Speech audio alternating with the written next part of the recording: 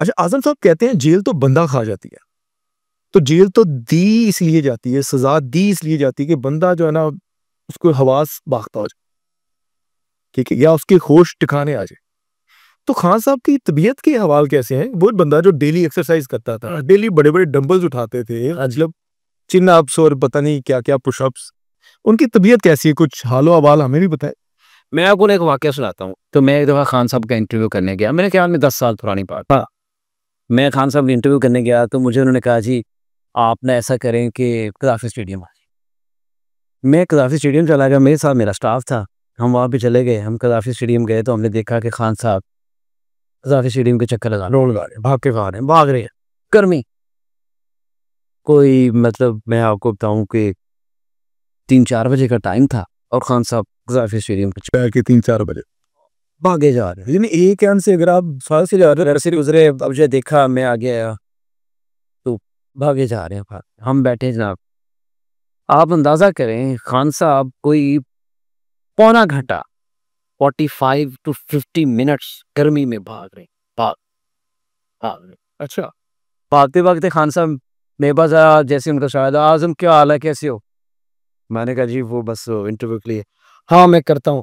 खान साहब ने अपनी शर्ट उतारी प्रॉपर, हाँ, शर्ट उतार के तो खान साहब ने उसको निचोड़ा निचोड़ा, पानी नीचे गिरा और अचानक ही खान साहब फेंट हो गए। सब फेंट हो गए।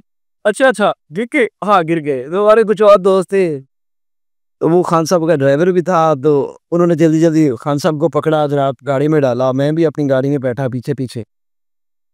तो हम लोग डॉक्टर्स हॉस्पिटल पहुँच गए। तो ज़ाहिर है वो डॉक्टर आ गए, उसमें डॉक्टर्स ने फौरी चेक किया, वो उन्होंने वो पता चला कि वो चूँकि इतना भागते रहे हैं गर्मी में, इतना सारा ना वो ड्रेन कर दें, वो जो था ना वो मतलब वो क्या उसे डिहाइड्रेट हो डिहाइड्रेट हो गई उनकी बॉडी। तो खैर उनको वो ग्लूकोज़ लगाया, वो ठीक है। वो मेरा इंटरव्यू तो बीच में रह गया, तो मैं अक्सर ये सुनाता होता हूँ कि वो हर दिन शुदाई है एक्सरसाइज़ के। वो खाने के बगैर रह सकते हैं, वो एक्सरसाइज़ के बगैर नहीं रह, मैं ये एक्सपेक्ट नहीं था कर रहा कि कैदी नंबर 804 जो है ना, वो अपने आप को इतना साबित कदम रखेगा। देखिए वो जो एक वो हुकूमत की तरफ से एक वो बिला वजह उनके ऊपर तनकीद भी आती है जी। वो देखें जी, वो तो जी मुर्गियाँ खा रहे हैं, देसी कुक्कड़ खा रहे हैं। देखिए वो जो एक वीआईपी कैदी जो होता है, जिसे मतलब 2 ग्रेड वो देते हैं, कोई कैदी है, कोई एक्स्ट्रा बजट नहीं है। अच्छा मैं हसन आपको बताऊँ, उनका जो ये ज़रूर है कि उनका जो खाना है, वो पहले उनके डॉक्टर को चेक करवाया जाता है। ठीक है? वो जो चिकन है या मटन है, जो मेन्यू जेल के मुताबिक वो आता है, वो उनके डॉक्टर को चेक करवाया जाता है। डॉक्टर पहले चेक करता है, फिर वो कुक को देता है, कुक उसे जो है ना बना के तो खान साहब को दे देता है। ठीक हो गया जी? तो एक्सरसाइज़ अभी भी उन्होंने कोई वो 6 महीने पहले उनको 10-15 दिन एक ऐसे कमरे में बंद किया था, जहाँ पर जो थी ना वो रोशनी और दूसरी चीज़ें जो थी ना वो मुश्किल से अंदर आती थी। ठीक है? तो 15 दिन एक ही कमरे में रहे। तो जैसे ही 15 दिन बाद उन्होंने बाहर निकाला, तो सबसे पहले वो अपनी जो थी साइकिल, उसके ऊपर जाके बैठे और एक्सरसाइज शुरू कर दी। तो वो उन्होंने जो है ना ये खान साहब ने ये साबित किया है कि वो हर हालात में चीज़ें कर लेते हैं। लेकिन देखिए वो मैंने उनके साथ पूरे पाकिस्तान का विज़िट किया है। आप उन्हें जहाँ मर्ज़ी बिठा दी, वो बैठ जाएँ, वो बैठ जाएँगे, टफ एंड टफ, जो मर्ज़ी दे दें, वो खा लेंगे। आप देसी चिकन दे दें, वो देसी खा लेंगे, आप वलायती दे दें, वो वलायती खा लेंगे, आप ब्रायलर दे दें, वो ब्रायलर खा लेंगे और खा लेंगे। सुना कुछ बड़ा शौक है। मैं बताऊँ कि एक तो वो जो है ना वो नहीं करते, अगले बंदे को ऑफ़र नहीं करते। मैं और खान साहब अक्सर हम खाना इकट्ठे खाते थे, तो मुझे एक वाक़या याद आ रहा है, हम ना अलीम खान साहब के घर बैठे हुए थे, हम खाना खा रहे थे, तो मैंने कहा खाना खाते-खाते तो मैंने एकदम से कहा, मैंने कहा मैं कभी इमरान भाई कह दिया करता था, कभी खान साहब भी, कभी सर भी। मैंने कहा खान साहब ये ज़रा चेक करें, देसी मुर्गी की टाँग है।